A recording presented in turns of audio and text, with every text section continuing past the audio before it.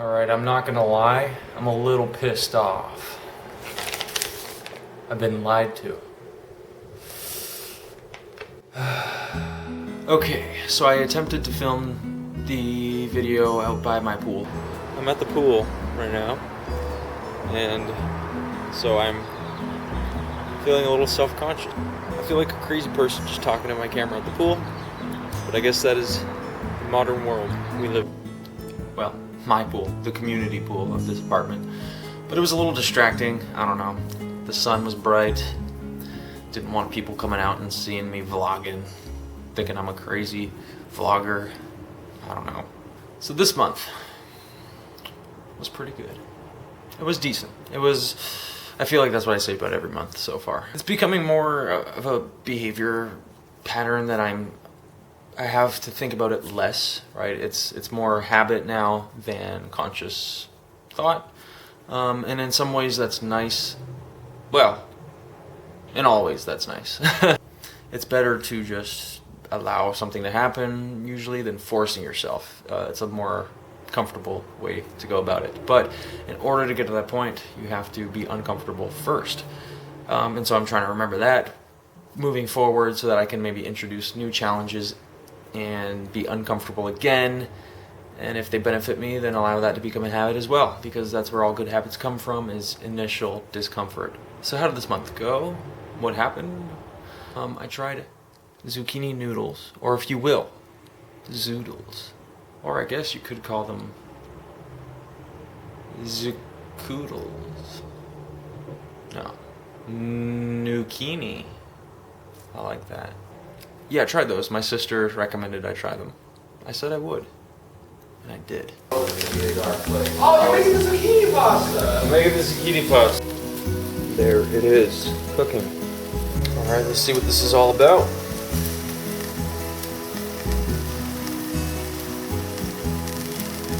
Still a little crunchy. I mean, for frozen? Sorry, for being frozen, it's pretty good. Still a little crunchy, so I might let it cook a little bit longer. Just a little bit.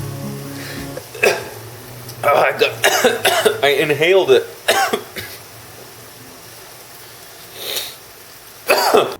I got some frozen ones, and they were pretty good. I think I would like to try them fresh. I would like to try them homemade. I think would be the best way to go about that. What else? Been making salads.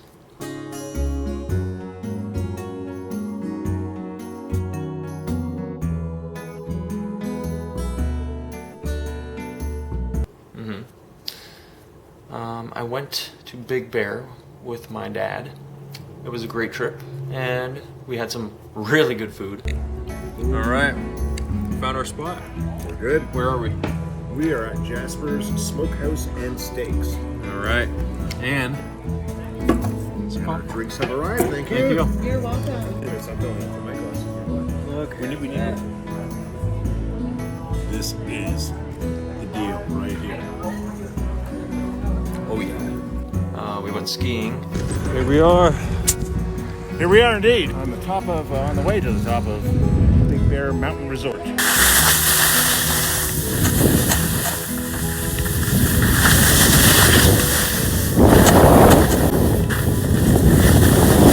And both days I didn't eat all day. Skipped breakfast, skipped lunch, and put everything into dinner. And let me tell you, I ate a lot, and those dinners were incredible. We ate at, I'm trying to remember restaurant number 1. Jasper's Smokehouse and Steaks. Let me look it up.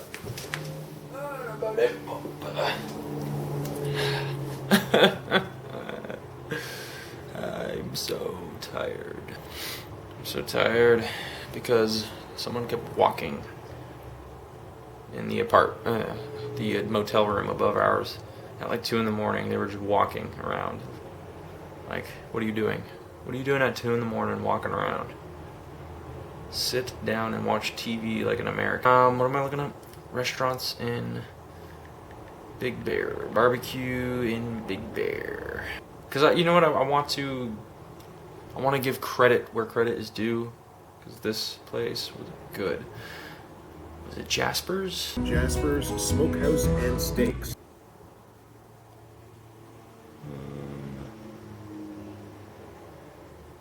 Yes, it was Jasper's Jasper's Smokehouse and Steaks. It was good. So I got porterhouse steak, which is 20 ounces.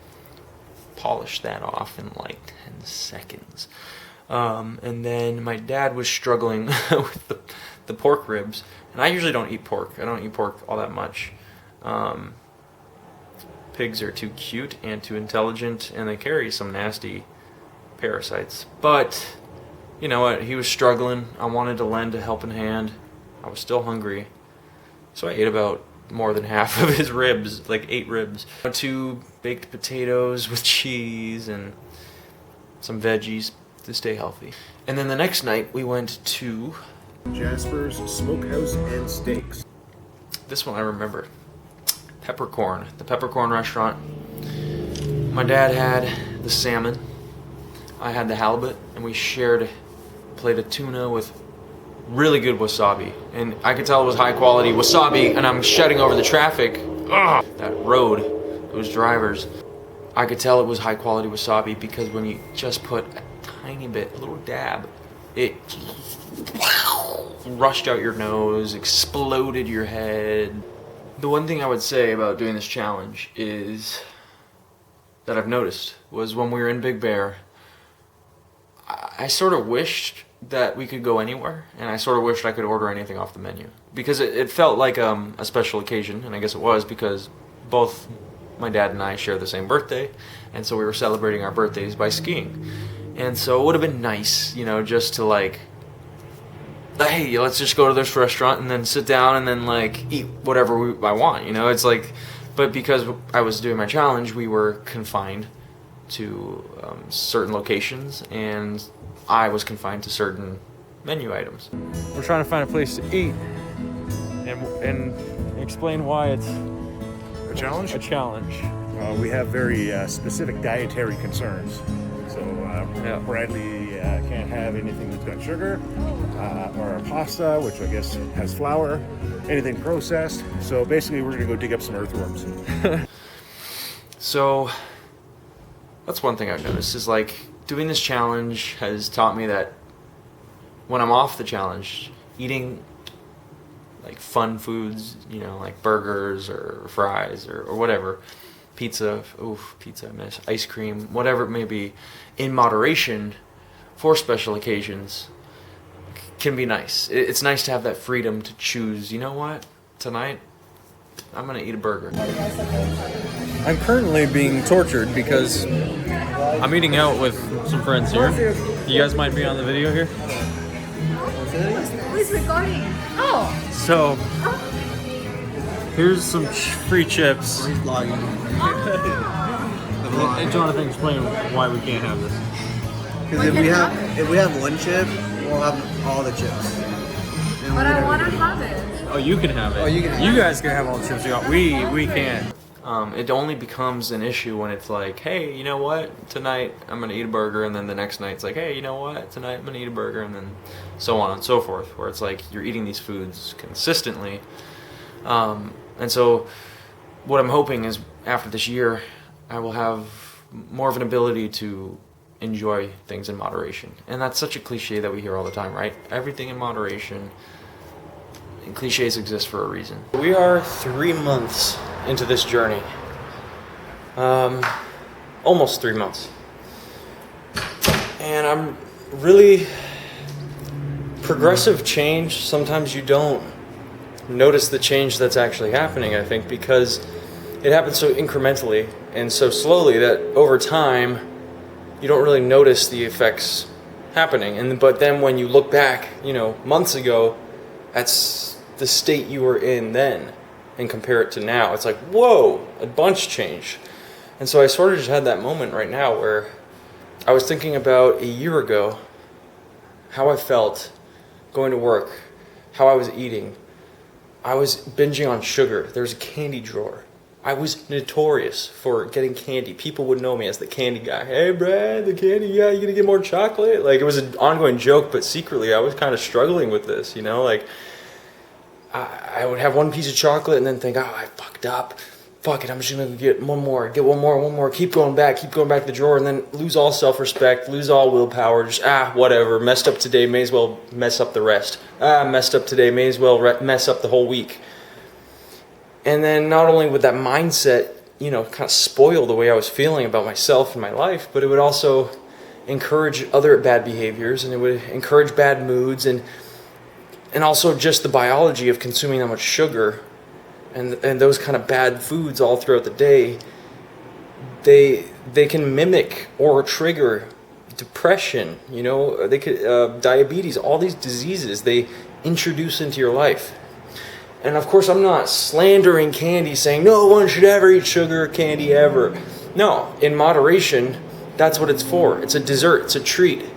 When you're eating well and you feel good and you have a little treat, oh, it's so special, right? Like you get that sweet taste. But when it's all the time, it oversaturates everything. It loses the pleasure, and it just becomes a hollow experience that you keep chasing just because it becomes addictive. And that's where I was at. And so now looking back on that from now, where today I had some small meals with protein, fruits, and I just feel so steady. I'm here. I'm not craving sugar. I'm not craving all this stuff. I'm just ready to make dinner and relax. And I just feel more present. I feel more stable. I feel my moods aren't swinging back and forth. So it's been good. I really would have liked to been able to eat the free bread at Peppercorn. It looked amazing. It had like that soft butter and like steam rising out of the basket. I could have easily eaten like 5 baskets. And maybe it's a good thing I didn't. But still, I would have loved it. Yeah, so I feel like I'm really just learning as I go. I'm learning some lessons about this whole eating clean thing as I go, and they really can be applied to more than diet and more than eating clean. Moderation can be applied to everything in life. The things we like to do sometimes aren't good to do all the time, and when we enjoy them too often, they can actually take away from the pleasure of life. And so there's that striking that balance, right, of like. So my mom just sent me a package for my birthday. We have soulful rolled oats, some almonds, hell yes, flaxseed, that goes great in my oatmeal. Pure dark chocolate, oh, I can't have that. When does this go bad? This goes bad in 2022, so I can actually wait. Maltodextrin made its introduction into my life. Alright, I'm not gonna lie, I'm a little pissed off. I've been lied to. It's been a long day. I'm tired. I didn't get the best sleep last night. It was a snooze button kind of morning. And all I wanted to do was come back and make a chicken salad. And instead of stopping by Trader Joe's, which I usually do, I stopped by Ralph's and I picked up this. Looks pretty good on the package, you know. Yep. You can check out the back, 0 grams of sugar. I thought, perfect. I'm gonna make this into a salad. It's gonna be beautiful. Little did I know, Purdue Shortcuts hides a secret ingredient in their chicken.